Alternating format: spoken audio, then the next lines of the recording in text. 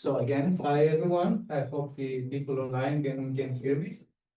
So today we'll have the pleasure of hearing from the newest addition to the institute team. I was actually welcome. So, I'm sorry for the. Okay. Anyway, so we'll hear from Dr. Day Lankeswar. So I'll say things about Day CV. So he did his bachelor's in physics at the University of Kalyan, India. Then he moved to the Tata Institute of Fundamental Research, where he did his master's and PhD. So after he graduated, he briefly worked at the NCIA, and then he moved to the University of West Virginia. West Virginia University. Sorry? West Virginia University. West Virginia University, yeah, sorry. I always used to. Where he was also a member of Nano Club, so sort of competitor to my team. Okay.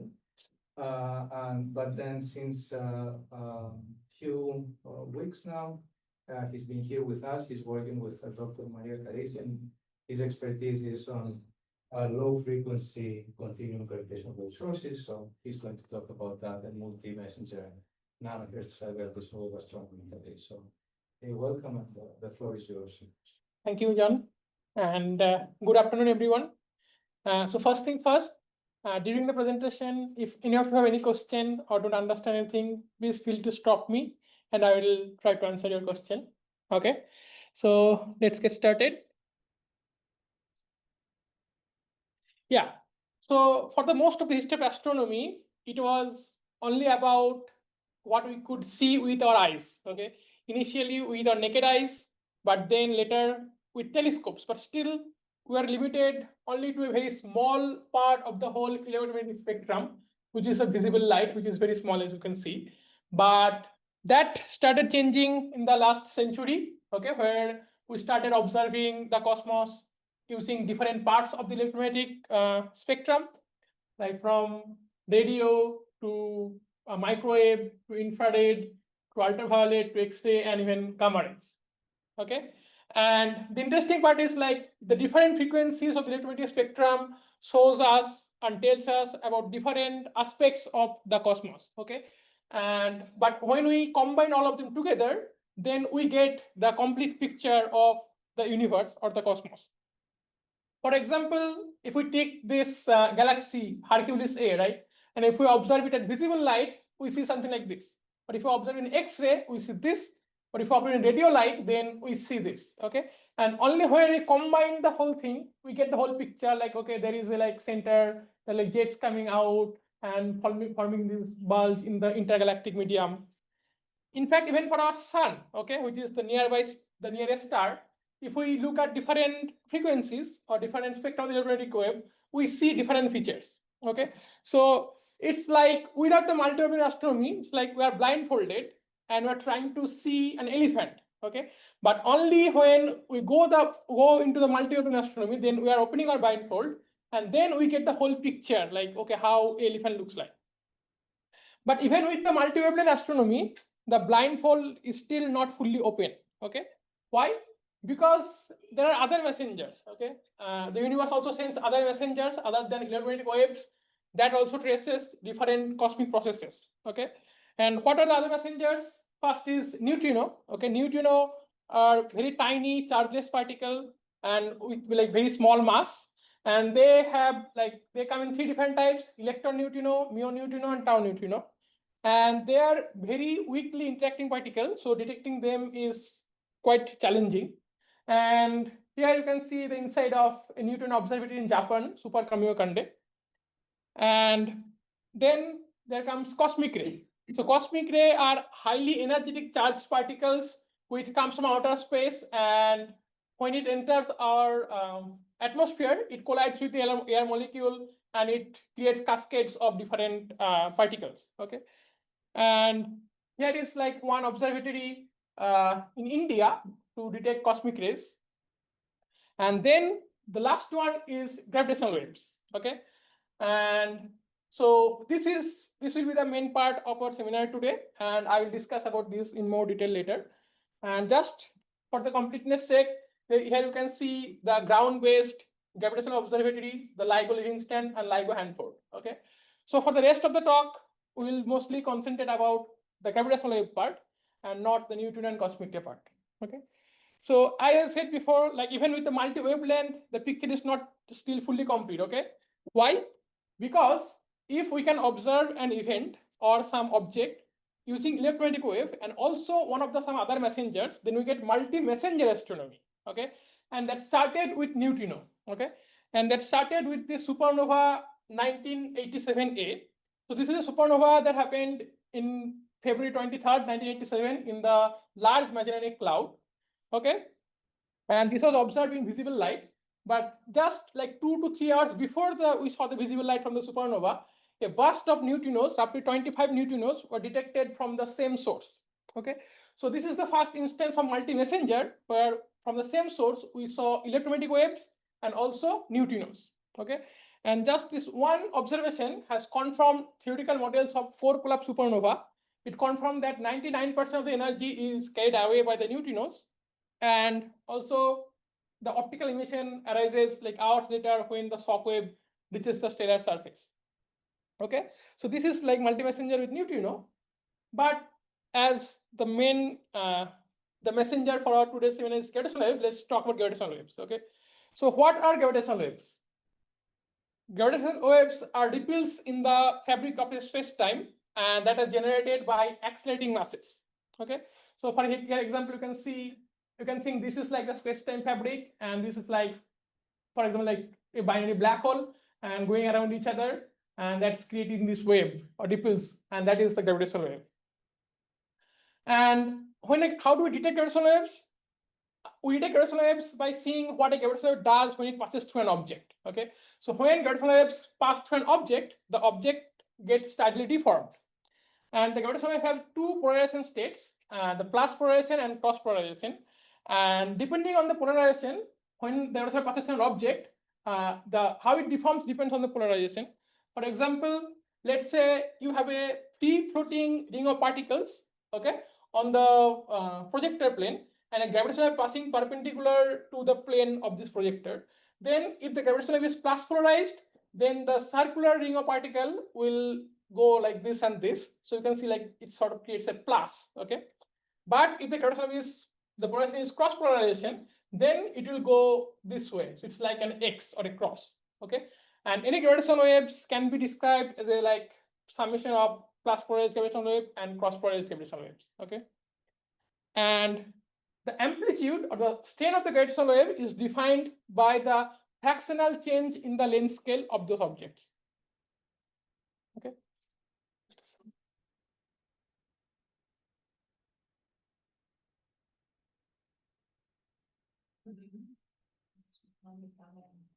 So maybe people can see what you are pointing at. Oh, okay.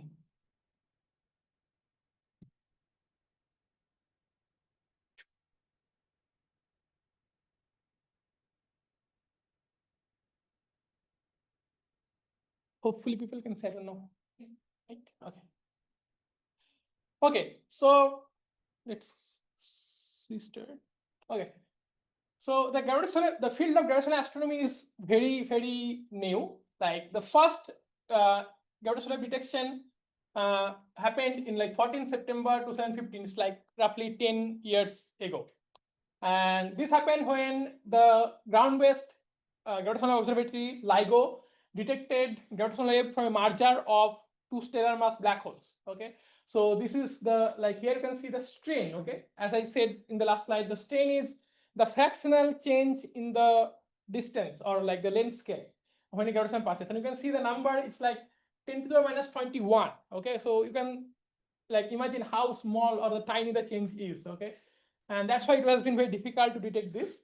And you can see this is how the strain goes up with time. And you can see that like the frequency increases, and that's why it's called the chirping signal. So, so in 14 September 2015, LIGO detected the first gravitational from a binary black hole merger. And just within 10 years, now it has like there's a boom, right? Within 10 years now, we have like more than 200 detections. So this is the latest, the gravitational wave transient catalog from LIGO. And here you can see on the y-axis, these are the mass, okay? So you can see like two black holes merging and forming a new black hole, or like two neutron stars merging and forming either a neutron star or black hole. We don't know for sure, okay? So these are all the events that LIGO has detected. And here you can see all the like electromagnetic neutron stars or black hole that we know of. Now with gravitational astronomy also we can do multi-messenger, okay? How? The first and only instance of multi-messenger gravitational astronomy happened on 17th of October 2017, okay? When the LIGO detected gravitational waves from a merging binary neutron stars, okay? So here on the bottom panel, you can see the signal like with time, how the frequency of the gravitational signal goes up, okay? And just 2 seconds after the LIGO detected the merger of two neutron stars, a short GRB was also observed in gamma ray, okay, with Fermi telescope. And you can see this is the gamma ray from the same sky location, okay. So so this is the same event. So just we detected the neutron star merger using gravitational waves and also the GRB in electromagnetic wave. And later it has been followed up with different wavelengths from radio to X-ray. Okay, so this is the first and only instance of multi-messenger gravitational astronomy. And just one event, one multi-messenger observation of gravitational merger of two neutron stars confirmed many things. It confirmed that neutron star mergers produce short GRBs. Second, neutron star merger creates heavy elements like gold, platinum through our process. And it also confirmed that gravitational waves travel at the speed of light. Okay, we knew like okay, gravitational travel at the speed of light from the theory, but this is like the first sort of verification that yes, gravitational waves travels at the speed of light. And also it gave independent measurement of the Hubble constant H naught. So this is just the beginning, and there are lots to come, okay, in the future. But while the ground-based gravitational detector like LIGO, they can only detect gravitational waves with frequencies ranging from tens of hertz to few kilohertz, okay? But this is the whole spectrum of gravitational waves that can be produced by different processes in our universe, okay? So in the x-axis, you get the gravitational wave frequency, and the y-axis, you get the characteristic strain, or basically the amplitude of the gravitational wave. And this is where the LIGO or the ground-based detector sits, okay? Like with frequencies from tens of hertz to maybe few thousand hertz. The space-based gravitational observatory like LISA, they will be able to detect gravitational waves in with frequencies around millihertz, okay? While the pulsar timing array experiment, okay, the aim of the pulsar timing experiment is to detect gravitational waves at around nanohertz frequencies, okay? And this part of the gravitational frequency or the spectrum will be of interest for this today's seminar, like the low frequency or the nanohertz frequency gravitational waves that can be detected by pulsar timing array. All clear? Any questions? Okay. So let us briefly go through the fundamentals of the pulsar timing array experiment. Okay. So as the name suggests, it uses pulsar, okay, or pulsar timing. So what are pulsars? Okay. I hope most of you know, but pulsars are highly magnetized, rapidly rotating neutron stars, and that emits beam of radiation along their magnetic axis. And when they're rotating, okay, whenever the beam crosses our line of sight, we see a pulse, okay?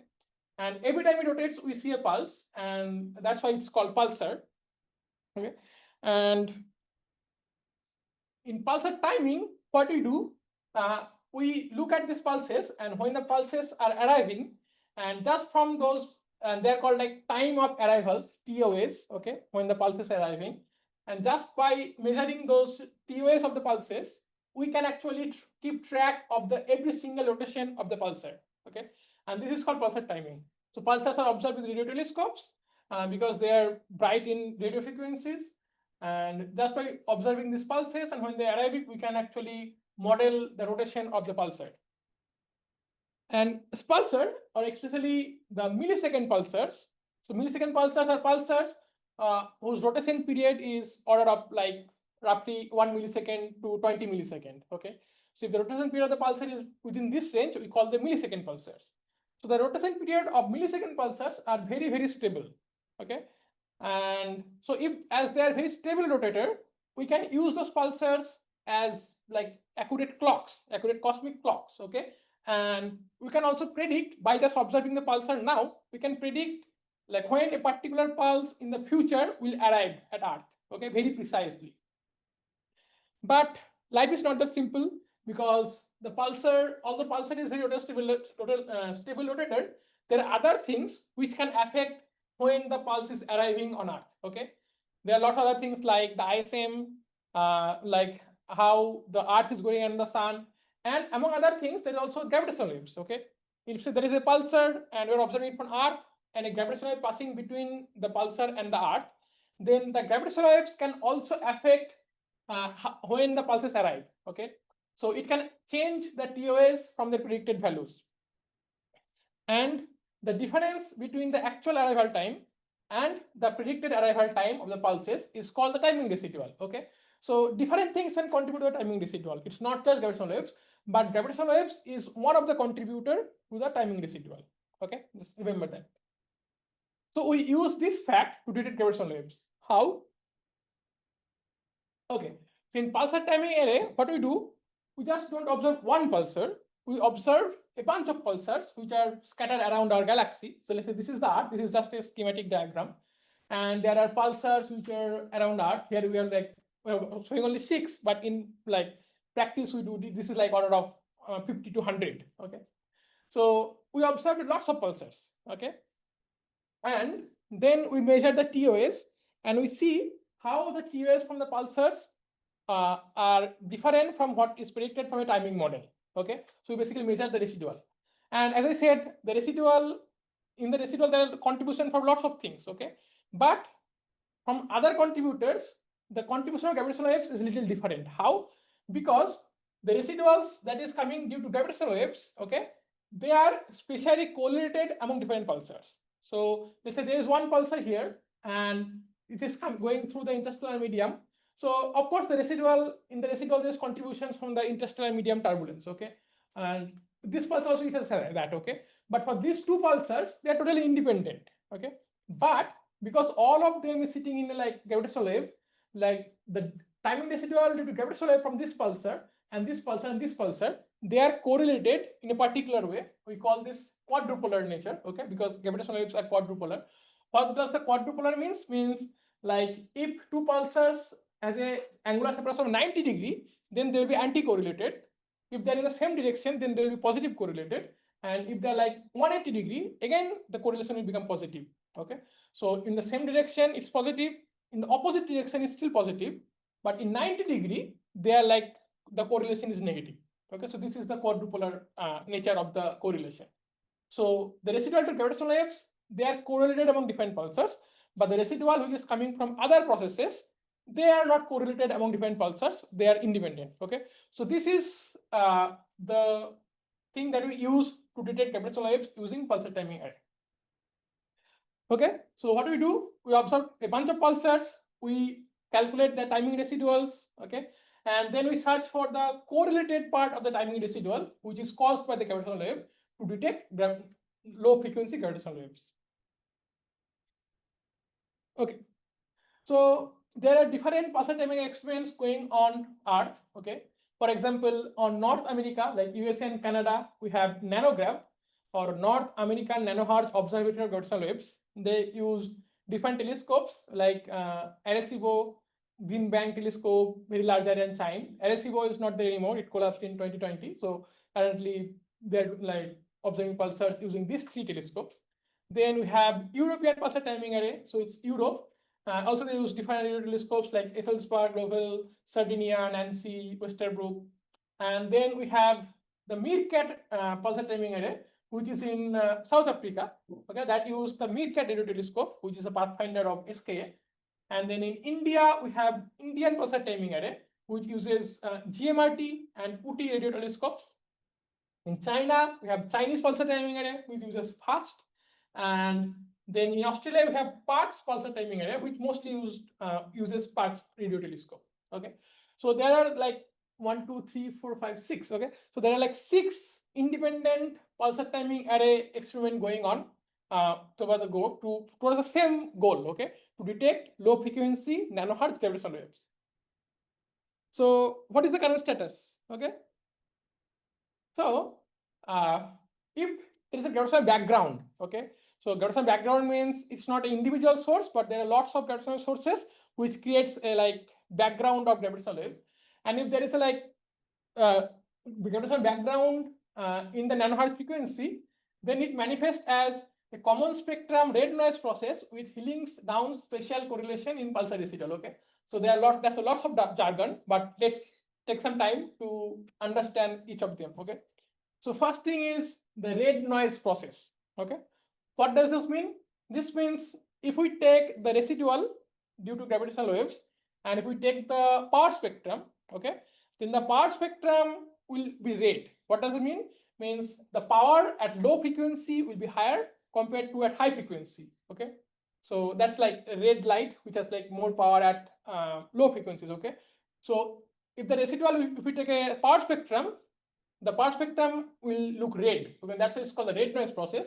And you can actually describe the power spectrum with only two parameters. One is the amplitude of the power spectrum and the spectral index. So amplitude determines the amplitude, and the spectral index determines the slope of the power spectrum as a function of frequency. Okay, so the red noise process means in the power spectrum, it's looks like a red noise, which is determined by two parameters: the amplitude, in this case, the amplitude of the gravitational background, and the spectral index, which is defined by the gamma. And common spectrum. What does it mean by common spectrum? Common spectrum means, as I said before, the residuals due to different gravitational waves to different pulsars. Okay, they will have the same amplitude and same spectral index. Okay, so if we are observing lots of pulsars and we are getting the residuals, we are taking the power spectrum for different pulsars. We have the same background. The amplitude and the spectral index will be same. So that's why it's called a common spectrum. So all the pulsars will have a red noise process, but all the pulsars will have the same amplitude and spectral index. And so this, I guess, clarifies what we mean by common spectrum red noise process. Okay, and then Hillings down spatial correlation.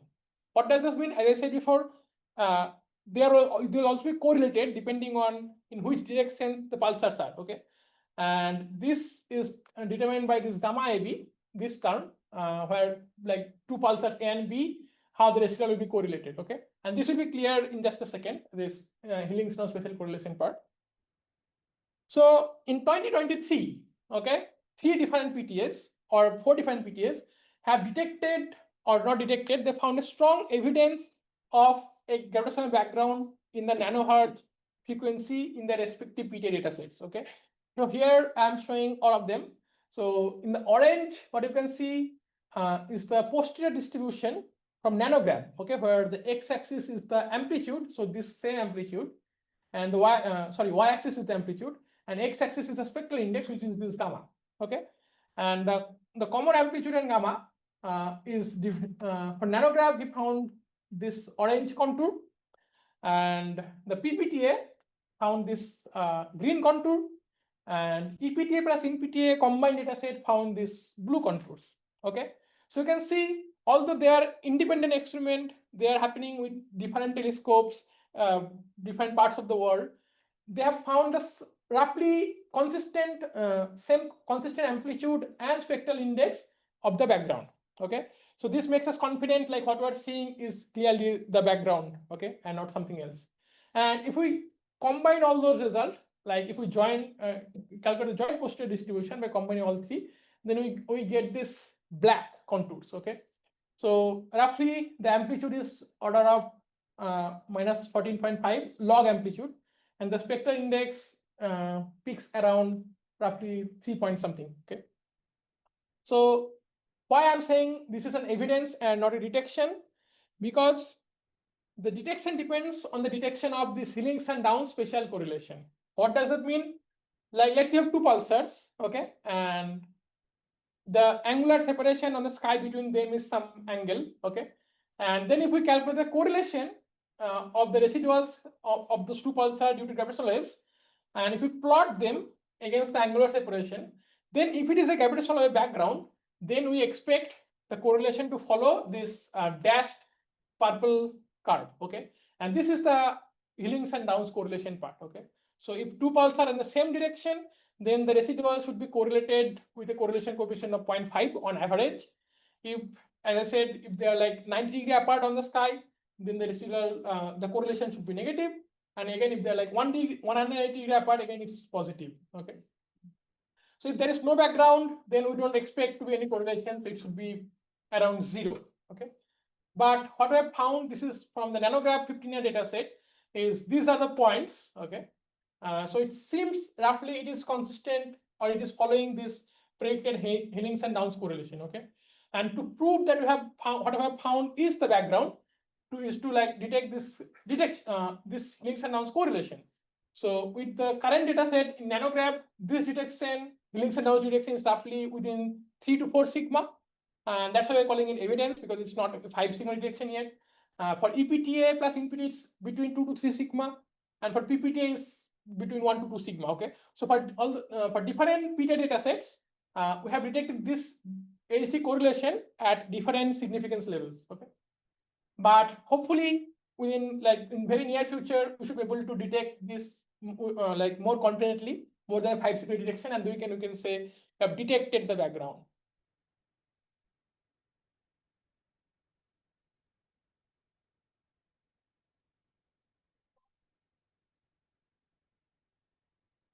Okay. Any question?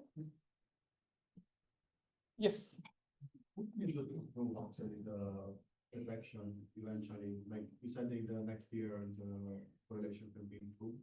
Like, how will you? Okay, so as we have more and more data, right? So it's just, so for example, in the nanograph, we have 15 years of data. Although 15 years is not like the whole 15 years we have like same pulsars, okay? It started with very few pulsars, like 10 to 15 pulsars, and as time goes by, the number of pulsars increased. We used better telescopes with better sensitivity. So with 15 years of data set, we have found this.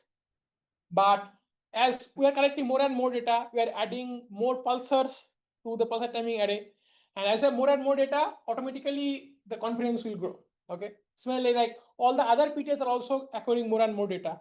And there is something called international pulsar timing array, which is planning to combine all the data from all the different PTAs, like we have shown before, like these are all the PTAs, okay? So what it will do, it will combine data from all these PTAs. So then we'll have a huge data set, and hopefully with that data set, we'll find a much better detection of the Hillings and Downs correlation. It's just like we need to wait, we need to collect more data. You had a question? Yeah, the same. So putting all the data together is something that's happening right now. That is happening right now, yes. When do you expect to have the result? Oh, that's a difficult question to answer, because lots of people are involved, but I'll say hopefully within 1 to 2 years. Okay. Yes. You have a question? Yes. You mentioned linearly polarized gravitational waves. Is there a possibility of circularly polarized waves? Do you take this into account somehow? No, there is no linear polarization. There is only plus and cross polarization of gravitational waves. Well, these are two components, Q and U, right? No, it's not optical. But the idea is the same. No, idea is also not the same. It is totally different. So it's a different, these two different modes are, well, if GR is correct, you only expect these two modes. Oh, yes. If you find something else, then you kill Einstein. Yeah, so there are some modified theories of gravity which explains, like, which has different polarization, like breathing mode or so on. Okay, so as I showed before here, like the polarization determines how the object will be deformed. Okay, so it's not like optical polarization, it's totally different. It's like if it is plus polarization, then it's just like choice of gauge actually. Okay, you can choose a different gauge to get different kind of polarization. So if plus polarization, the circle will be deformed in this way and this way.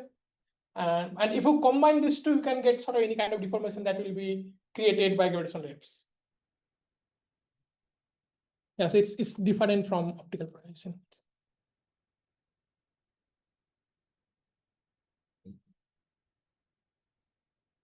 Yeah. There's one more question.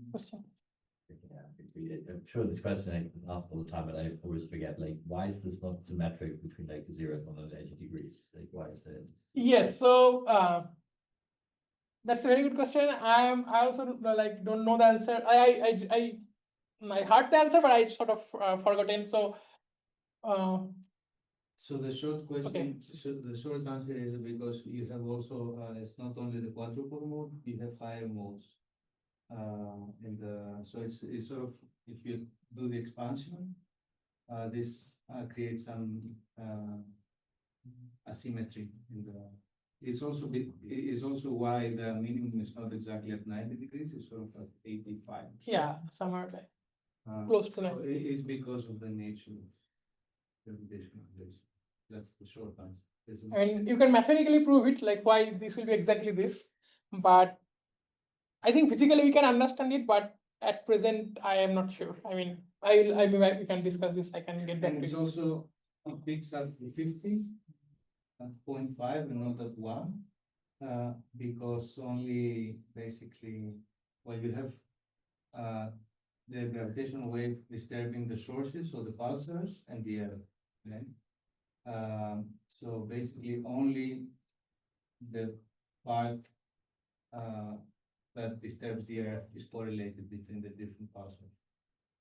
Not Yes. the part that not disturbs the pulsars, it's not correlated. And everything in between cancels out if you do it. Yeah, Okay. it's Perfect. I think we can maybe continue. So the one last one, so Okay. just to understand, you get this power spectrum from the data without subtracting all the other components, like you mentioned, there are other Yes. sources, right, of Yes. residuals, like the Earth-Sun motion, right? Do you take this out first and then you see this, or you rely on the special correlation? So ultimately, we have like huge complicated model which has everything. Like it's like simultaneously fitting for the Earth-Sun motion, what is happening in the interstellar medium, what is happening at the pulsar, and everything. Okay, so it's like a huge model which has lots of components with lots of parameters, and we are fitting for everything simultaneously. Yeah. So it's not like we take something out first and whatever is left, then we fit for it, because if we introduce something else, maybe it can affect the other part. Okay, so it's like simultaneously fitting everything together. Thank you. Yeah. Okay, so let's continue. Yeah, so we have found evidence for the background, right? With some amplitude and some spectral index. But what is the source of the gravitational background that we are seeing with peak pulsar timing array? Okay, and the most plausible source is a group of or a population of supermassive black hole binaries in spiraling. Okay, so we know like almost all galaxies have a supermassive black hole at the center, and we know galaxies merge. Okay, so when two galaxies merge, each of them has a like supermassive black hole at the center, and when they merge, those two supermassive black holes can come together to form a gravitationally bound binary. And as time passes, they will come closer and closer, and they will come close enough that they will emit gravitational wave and merge, okay, at some point of time. So we expect, because gravitational merger is very common, we expect there to be like a population of supermassive black hole binaries, and the supermassive black hole binaries will emit gravitational wave with nano frequencies, and a superposition of gravitational waves from a population of supermassive black hole binaries will create a background. So like we have individual sources, lots of them, but what we're seeing is like a superposition of all of them, which is creating a background. And we know, like with some assumptions, if the supermassive black hole binaries are not affected by any other environments and they're circular, then the spectral index, we can calculate the spectral index should be 4.33. Okay, so what I found, this is what I saw, right? So the spectral index, although it peaks around 3 point something, but still consistent with 4.33. Okay, so the background that we have found is consistent with a population of supermassive black hole binaries, but probably like the binaries are not in, like maybe they have some environmental effect which pushes the spectral index towards some smaller values. Okay, so we are still like trying to explain all those things, but it still is consistent with 4.33. But is this the only potential source for the gravitational background? Certainly not. Okay, so there are lots of other proposed sources. For example, like cosmic strings, cosmological phase transition, inflation, cosmic local domain wall. I don't know a lot about these things, so please don't ask me how they produce gravitational background. Okay, but these are the other proposed sources, okay, which can create the background and which are also like consistent with what we have found till now. Okay, so what's next? Okay, what are the next steps? So the next milestones are, of course, first characterize the detected gravitational background more precisely. That means calculate the amplitude and gamma more precisely so that you can rule out some other models, because depending on different models, you get different amplitude and spectral index. Okay, so if we can get, so till for now all of them are consistent with this same amplitude and spectral index, but as our measurement becomes more and more precise, some models will be ruled out one by one. So that's the first step. Like with more data, characterize the background more precisely, and then of course like determine the source of the background. Okay, as I said, like although supermassive black hole binaries are the most possible source, there are all the other proposed source of the cosmological origin. So, and also like looking for anisotropy in the background. Okay, so what I have found till now, it's still like isotropic. So if we look at different part of the sky, the gravitational background looks the same amplitude. But if it is coming from a population of supermassive black hole binaries, at some level, we'll expect some anisotropy. Okay, so if we find some anisotropy, till now we have not found anything. It's totally like consistent with anisotropic. But if we find any kind of anisotropy, then we can we'll be sure like it is the supermassive black hole binaries that is producing the background and not any cosmological phenomena. And then if it is coming from a supermassive black hole binaries, okay, then there is a background, but some sources which are like very strong and maybe very nearby, we should be able to detect them individually on top of the background. Okay, so detecting continuous gravitational waves from individual supermassive black hole binaries is one of the next milestone for the pulsar timing experiments. And if we can detect continuous gravitational waves from an individual supermassive black hole binaries, we can pinpoint the direction. Then we can also find the host galaxy of the supermassive black hole binary, and then we can observe the host galaxy using electromagnetic observations from radio to gamma ray. Okay, and that's how we can start the multi-messenger nanohertz gravitational astronomy. And the best part about the multi-messenger nanohertz gravitational astronomy is this persistent multi-messenger astronomy. So, like for example, the supernova, it was like a transient event. Okay, the binary neutron star merger, it was a transient event, like happened, it stayed there for like a couple of seconds. Okay, but if we can detect continuous wave, it will stay there for like thousands to millions of years to come. Okay, so that's a very interesting part. Like if we can detect one, we can study it for like years and years, and we can get more and more information. But do you expect continuous gravitational waves from mergers? No, it's like before merger. So how long before you expect to see them in the mergers? Oh, roughly like millions of years. Oh, they last that long? Yes. Okay. So the frequency sensitivity range is roughly from now, it's like 1 nanohertz to roughly 100 nanohertz, let's say. Of course, like the sensitivity is different at different frequencies. So if you can imagine like a supermassive black hole is now emitting at 1 nanohertz, it will take millions of years to go to like 100 nanohertz. Okay. And so the binary evolution is like becomes faster and faster as it goes to higher and higher frequencies. Okay. So from maybe 100 nanohertz to merger, it will take less time. Maybe, I don't know exact number, depends on the mass and mass and everything. But initially it will take more and more time to evolve, and as it evolves, the evolution go faster and faster. So it will like be depending on exactly at what frequency and what mass, it can be thousands of years to millions of years.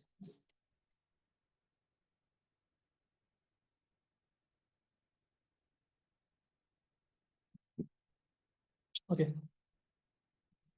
So one of my primary goal is to inaugurate the multi-messenger nanohertz gravitational astronomy. Okay, that is to detect continuous gravitational wave from an individual supermassive black hole binary and also found the electromagnetic counterpart, found the host galaxy and observed in electromagnetic observations.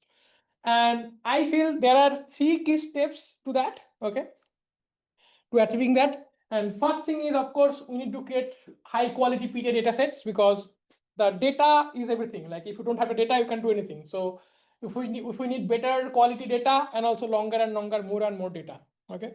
So towards that, I am contributing to a couple of things. Like one is robust polarization calibration of the observed pulsar profile, okay, and this is something I'll talk about today. But there are other things like understanding and modeling the other noise, like the ISM noise and DM variations in PDA data. That is also very important and interesting. But today, because of lack of time, I will not go into that. And then the second part is like, we have the data. Now we have to like find the continuous gravitational waves in the data set, okay? So for that, we need to develop accurate and efficient search pipelines for continuous gravitational waves in PDA data sets. And I'm also very interested in working on this part of the whole project. And I'll talk about 2 of my works. One is about the targeted search for gravitational waves from an eccentric supermassive black hole candidate in 366b. And also what happens if we incorporate black hole spins into the PTA signal model.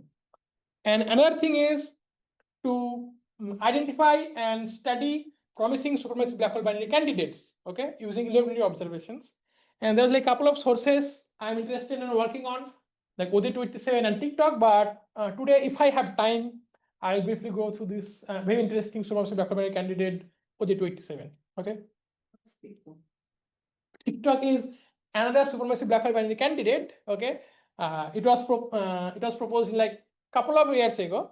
And the name TikTok is because it is a very, very relativistic binary, and it is supposed to merge within 10 years. Okay, so it's like a ticking bomb. So probably that's why the actual name is like, there is an actual name SDSS. I don't remember the exact name now, but yeah, like the authors named it TikTok, maybe because it's a ticking bomb, probably. Okay, so let's first talk about this, the polarization calibration. Okay, so pulsars are among the most polarized of all known radio sources. Okay, and here in this table, I'm showing the polarization fraction of some of the pulsars. So it means like what percentage of the emission coming to the pulsar is like polarized. And you can see it can actually go up to like as high as almost close to 1. Okay, and it depends on at what frequency you're observing, but it can be very small to very large. Okay, so it is one of like the most polarized known radio sources.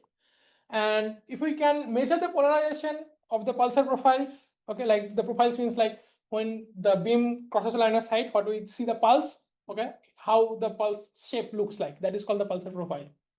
And if we can accurately measure the pulsar profile, it can help us to understand the emission process of the pulsar, and also it can help us to know about the medium through which it propagates. Okay, but more importantly for this work, okay, if we can do the accurate polarization calibration, okay, then with better polarization calibration, we can get accurate and precise TOS. Okay, and that's how we can get better timing accuracy and reduced instrumental noise.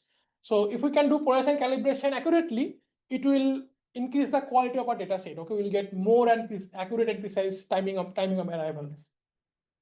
So how do we do the polarization Oops. Okay, yes. Yeah. So how do we do the polarization calibration? So just to give you a brief introduction, so this is the same polarization that's in the optical, right? So because it's radio waves, it's electromagnetic waves. So the polarization state can be then described as the 4 Stokes parameters, I, Q, U, V, where I is the total intensity, Q and U together gives you the linear polarization, and V is circular polarization.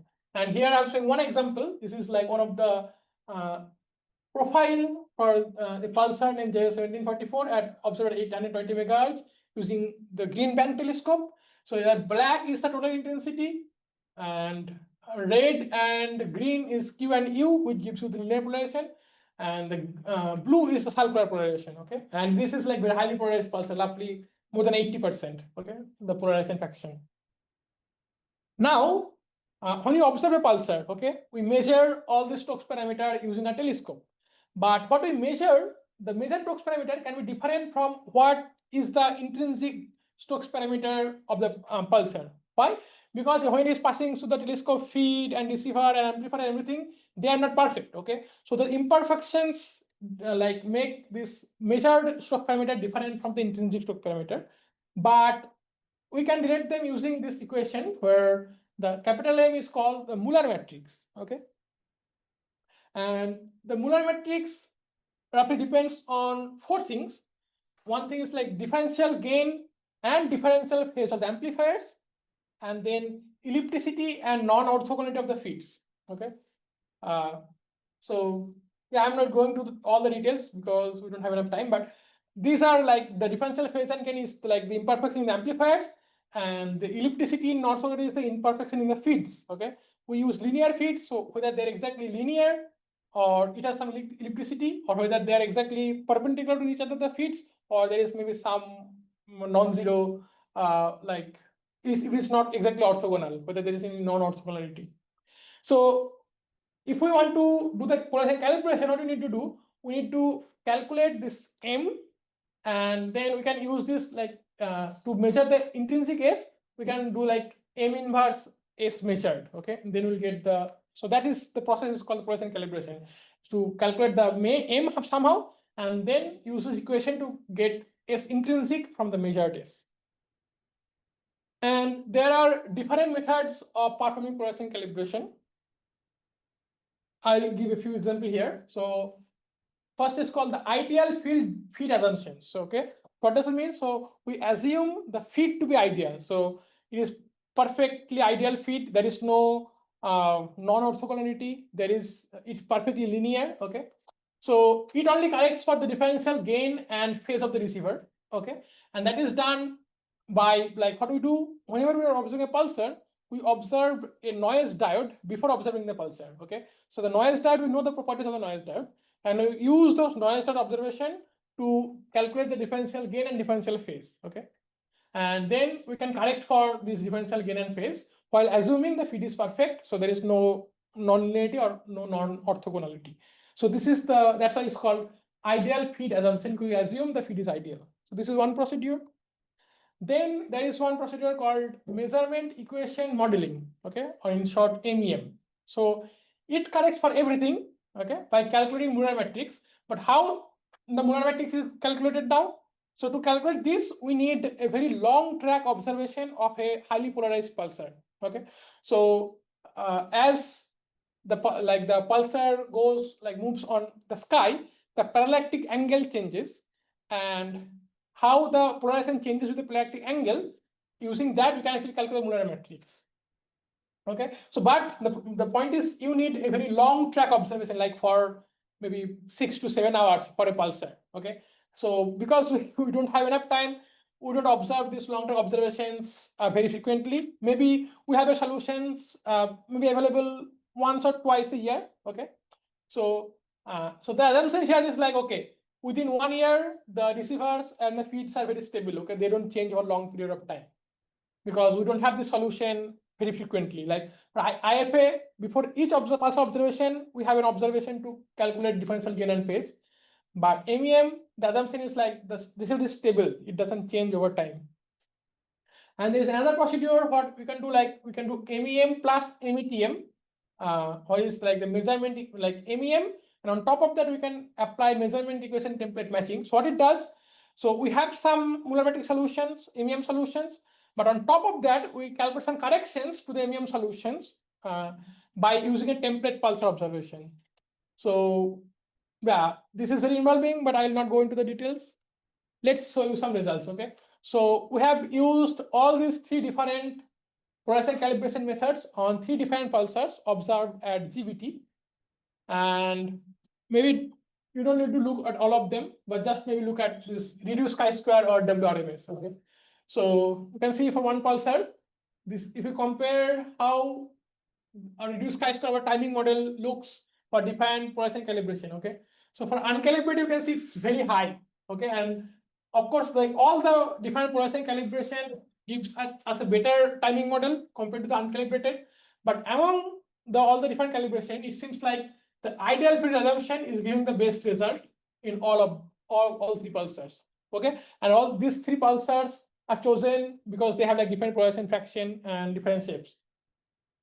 So in conclusion, what we have found is, although IFA assumes the fit to be ideal, still it gives the best polarization calibration results in terms of timing accuracy for the nanograph GBT data, and that's why the IFA calibration is used for nanograph data. Okay. How much time do I have? Five. Okay. Okay. Let me go quickly. So next is targeted search for gravitational wave from a potential eccentric binary in 366b. So what is the motivation of doing that? So as we have told you before, we have found a strong evidence for a background, and we need to determine the source. And if we can detect a continuous gravitational wave from a supermassive black hole binary, it can indicate like what fraction of the background is coming from the supermassive black hole binaries, whether it is like fully coming from the supermassive black hole binaries. And as I said, it can lead to persistent multi-messenger nano-gravitational astronomy. So detecting continuous gravitational waves is very important. But most of the previous searches for continuous gravitational waves in PTA data considered circular binaries. It assumed the supermassive black hole binaries are in circular orbit. But different simulations have shown that the supermassive black hole binaries which are emitting gravitational waves in the PTA frequencies can be in highly eccentric orbit. The eccentricity can be like as high as like 0.5, 0.6. Okay. So if we are only searching for circular binaries, but if the binary is eccentric, it's possible like we can miss the binary. Okay, it can lead to a non-detection, although the binary is there. So what we have done, we have developed a pipeline called GWCC to search for gravitational waves from an eccentric supermassive black hole binary in PTA data. Okay, so why 366b? Because it was proposed to be a supermassive black hole binaries with a period of 1.03 years in 2003, based on the apparent elliptical motion of the radio core of the galaxy. Here you can see the apparent motion, and with time, how the right ascension and declination changes with time. From here, they determine maybe it is a supermassive black hole binary with a 1.03 years period. And it is very nearby. The redshift of like 0.02, which corresponds to a luminosity distance of roughly 95 megaparsec. So it's very nearby. So if it is actually binary, it will be very like strong gravitational wave source. And this has been like we have searched for gravitational wave from this binary in nanograph 2.5 year data set. And the upper limit that we got for the Charp mass for this binary is very close to the model value. So to be precise, this orange line and the shaded region shows what we have in the model, the Charp mass from the electromagnetic observation. And we didn't have any detection, but we have some upper limits on the Charp mass for this source based on PTA data. Now you can see this is from nanograph 11-year data sets, and these two are from nanograph 12-year data set, 12.5-year data set using two different models. And you can see this is very close to what is proposed in the electromagnetic model. Okay. So with time, this line will go further and further below. And if it is true, we'll detect it. Or if we don't detect it, then we can say the model is wrong. So, okay, I'll skip the details.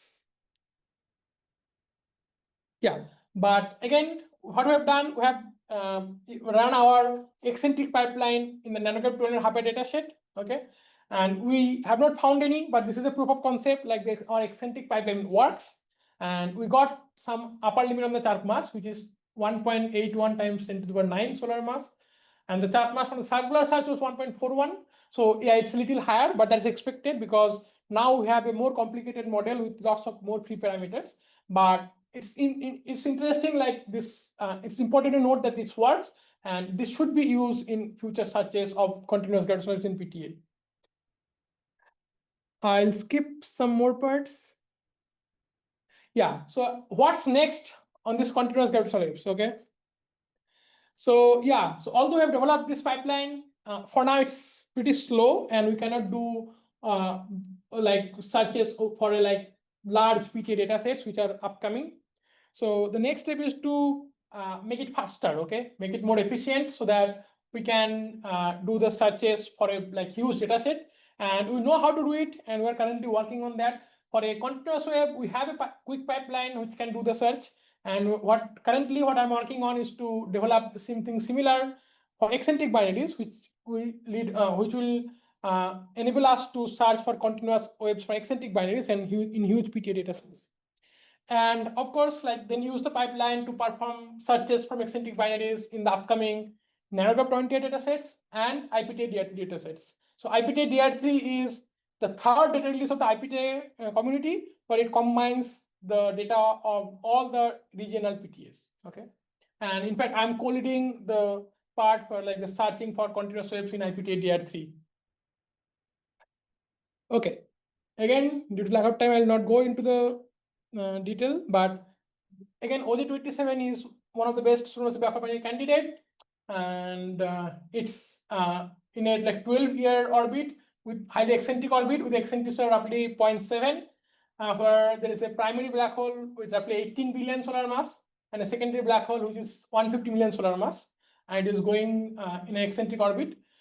So this is also like very interesting source. This has been there for like last 40-45 years as a candidate, and still we are finding more and more evidence that this is a supermassive black hole binary. And again, if it is a binary, it will be a very interesting source for the pulsar timing array community. So just to conclude, I'll put the future, okay, how the future looks like. So the future for the multiversal astronomy and gravitational astronomy is very promising. And we are working on the next nanohertz 20-year and IPTA DR3 datasets. And these datasets will be much more sensitive compared to the current datasets. So hopefully we'll have a much stronger detection of the background, and hopefully we'll also have some evidence for continuous gravitational waves in these PTA datasets. And continuing the development of accurate and efficient search pipelines is very important. And this includes something called multi-messenger joint likelihood pipeline, where we simultaneously use PTA data and illuminated data to search for supermassive black hole binaries. And this is something Maria Carisi worked on, and I'm also planning to work on this. And of course, like new big telescopes, some are already there, like for example, FAST, which like have a nice data set, and like SK is upcoming. The DSA 2000 in North America, USA is coming up. So these bigger and better telescopes will be game changer, as we will be able to observe more pulsars with like better and better accuracy and precision. And hopefully the first multi-messenger detection of supermassive black hole binary will be done within the next decade. Okay, so yeah, thank you for your attention.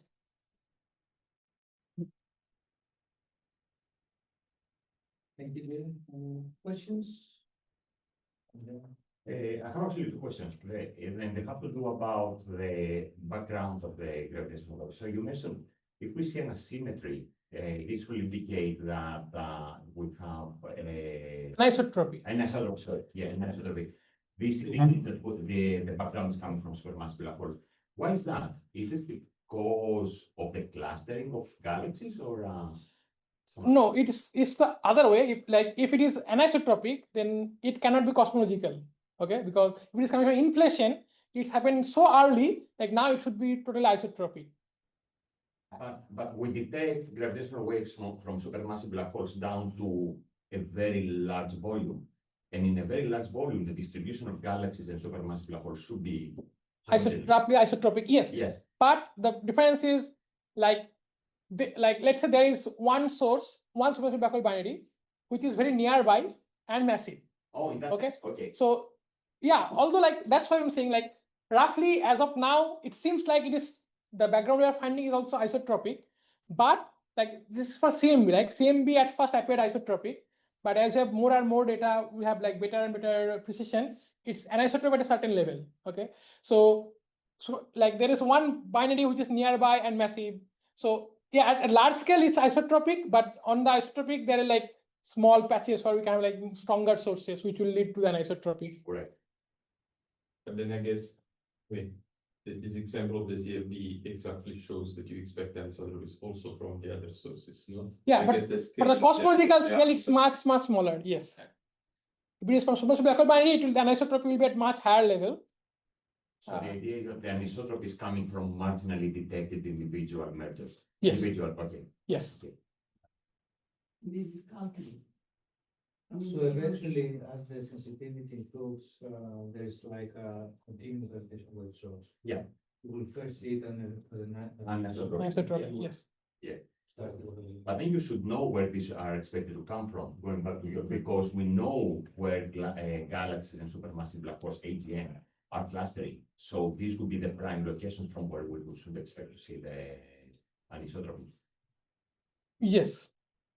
But I mean, it's like probability, right? Like maybe there is one galaxy somewhere which is not in a big cluster, but it can have a like nearby supermassive black hole binary. So we can have some statistics like where could we see the anisotropy, but we cannot be sure like this is exactly what is going to happen. And this brings me to my second question. The index of the powers of The power spectrum. of the power spectrum, is this driven by the distribution of the masses of the black holes and their density distribution, or what? So Where does this number come from? How yes. is this stuff? Yeah, so it has some assumptions. For example, to get this number 4.33, assumption is like the supermassive black hole binaries are circular and they are isolated from their surrounding. So there is no environmental effect going on. Okay. But the masses and number density and everything doesn't come here. Those comes in the amplitude. Okay. We go here. Yeah. So the amplitude, what is the distribution of how many are there, what are the masses and so on will come here. But the spectral index is totally determined by how the binary will evolve with time due to gravitational emission. All right. Okay. So it depends on this density, for example. Yeah, if it is eccentric, then it will be different from 4.33. Yes. So that's why like for circular, it's 4.33. And assuming it is isolated from any environmental effects. Does it? How much is for inflation? I don't know for sure. Yeah. It's flat, almost flat. So it's one It's one. or zero? Because you said that it's all of them are consistent, right? And inflation. Yes. Yeah, I don't know. It's not exactly that it's consistent. It's actually that now we have to assume a spectrum to search for to get the correlation. We don't do a very simple thing. So if we sort of assume that there's a common spectrum, you cannot really fit the spectrum, I think. No, we can vary the spectrum also. I mean, Well, you can vary the index, but you still Yeah. have to assume. Yeah, we have it's assumed- one index. And you cannot fit for multiple. yeah, what I read from the papers is like it is consistent with inflation. I don't know the details about how they do that. I have just read in papers. Is the effect of eccentricity to diminish gamma or increase gamma? Oh, like what happens like if you take a power spectrum, maybe okay, so this is frequency and this is power. So for circular it will be like this, okay, with some perpendicularity. But if it is eccentric, then it is not a straight line anymore at all. It's like it will like there will be like hump somewhere. Okay, so why is that? Because if it is eccentric, we have frequency here, like the binary is emitting here, but because of the high eccentricity, some of the power will go to the higher frequencies. Because in eccentric binaries, like they emit dot waves at multiple harmonics of their orbital frequency. So then it will not be like normal power law. It can be like broken power law. You can make some assumptions. Yeah, but it's not just like one power law with one spectral index anymore.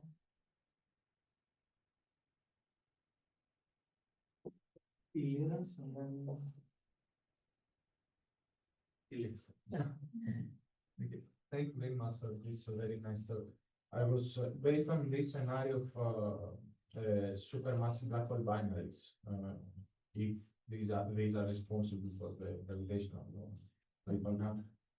Okay, my understanding is that this background that you measure is the effect of unresolved probably supermassive black hole binaries. Yes.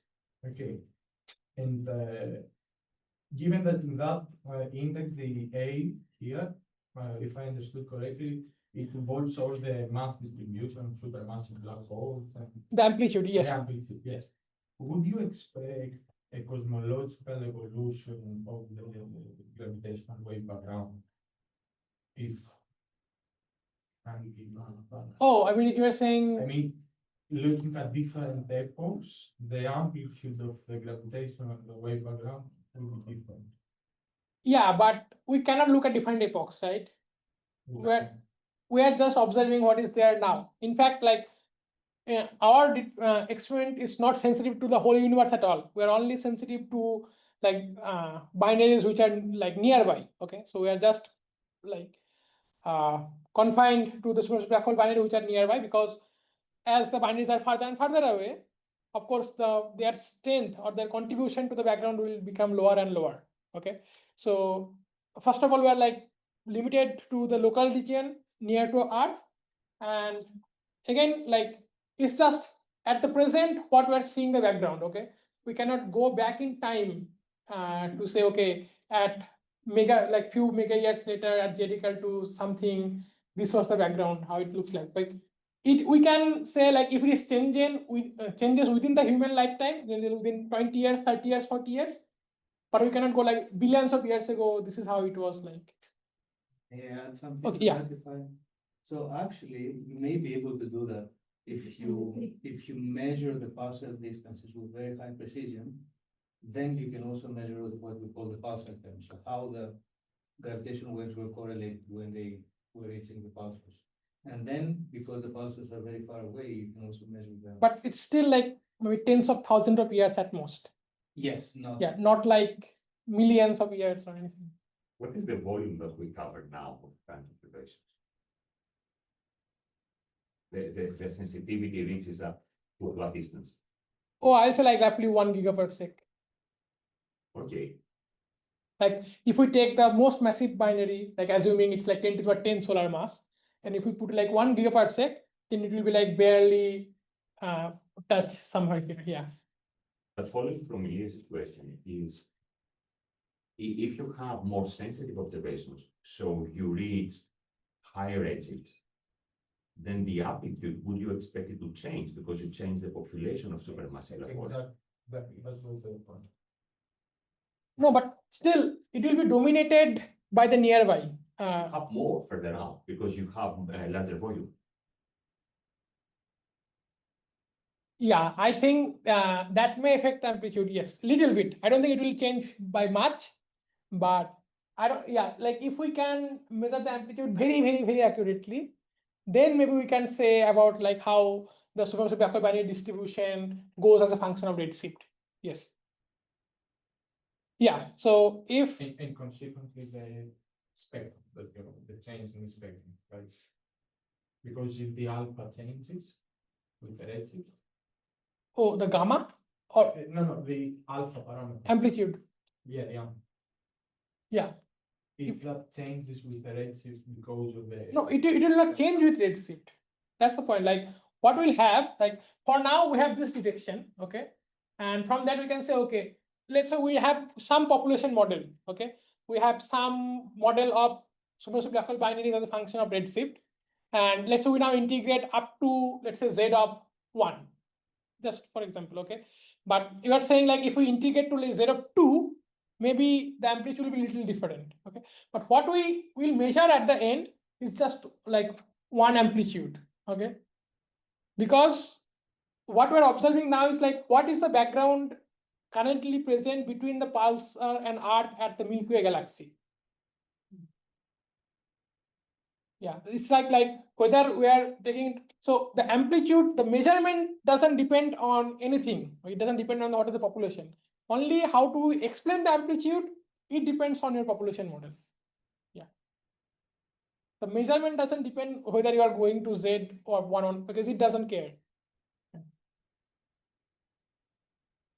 So amplitude will be 1 unless like there are some other ways. Let's say there are like papers. For example, if let's say there is one very nearby binary which is highly eccentric, okay, and let's say when we are observing now, we are observing the pericenter of the binary, which is contributing to the background, and as it goes to the apocenter, then maybe its contribution to the background goes down, and as it very nearby, it is contributing a lot, and that's why maybe we can see a difference in amplitude with time. But that's not because of the distribution of binaries as a function of redshift. It's because like there is one nearby source, which is highly eccentric and which is contributing a lot to the background, and we are whether seeing the periastron part or the aquastron part. Okay, I think we ran out of time, so let's thank our speaker again.